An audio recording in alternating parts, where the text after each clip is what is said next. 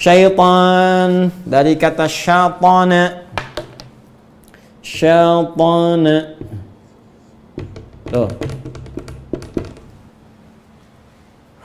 Ajakan yang menjauhkan dari kebaikan itu syaitana. Ya. Ajakan. Dorongan, ya. Yang menjauhkan dari segala nilai kebaikan. Itu pekerjaannya disebut apa? Syaitana. Ya. Kalau itu melekat pada satu makhluk, maka sifatnya disebut dengan syaitan. Awas beda tuh ya. Melekat kemanapun.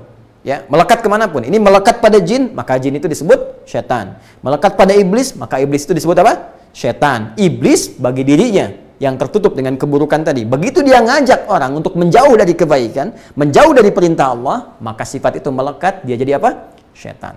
Pun demikian dengan manusia. Kalau Anda mencoba mengajak orang menjauh dari ketentuan Allah, maka saat bersamaan Anda masuk pekerjaan syaitana, sifatnya menempel pada diri Anda menjadi apa? Syaitan.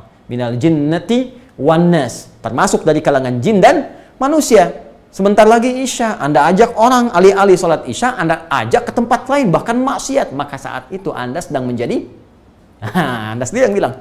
Ya, hati-hati ya. Baik. Jadi, syaitan ini lebih kepada sifat yang melekat pada makhluk. Sudah mengajak.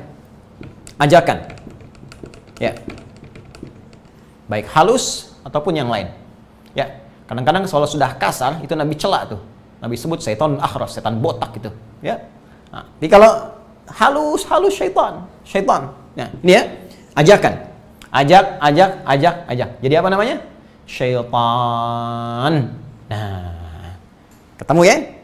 Iblis, makhluknya, sifat ajakannya disebut apa?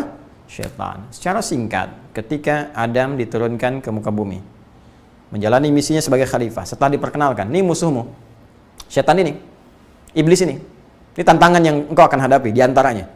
Ya, kemudian turun ke bumi, jalani misi, ini perintah, ini larangan. Jadi tugas kita cuma dua sebetulnya, kerjakan perintah, tinggalkan larangan. Sederhana. Cuma memang mengeksekusinya butuh pengetahuan supaya benar.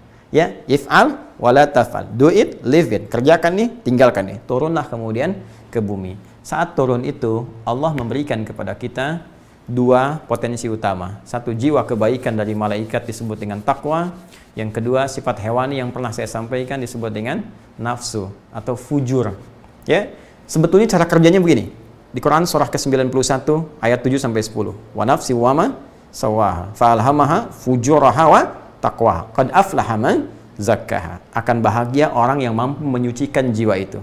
Di dalam jiwa ada takwa dan fujur. Apa takwa? Apa fujur? Apa peran setan di dalamnya? Dan bagaimana kita memeranginya? Nanti kita akan bahas kembali di Sitama yang berikutnya. Tiba adzan Isya, berakhir kajian kita, dan insya Allah subuh esok. Setelah salat subuh, kita teruskan apa yang kita bahas malam hari ini. Subhanakallahumma bihamdika asyhadu an la ilaha illa anta astaghfiruka wa atubu ilaik. Wa akhiru da'wana alhamdulillahirabbil alamin. Allahu akbar, Allahu akbar, Allahu akbar.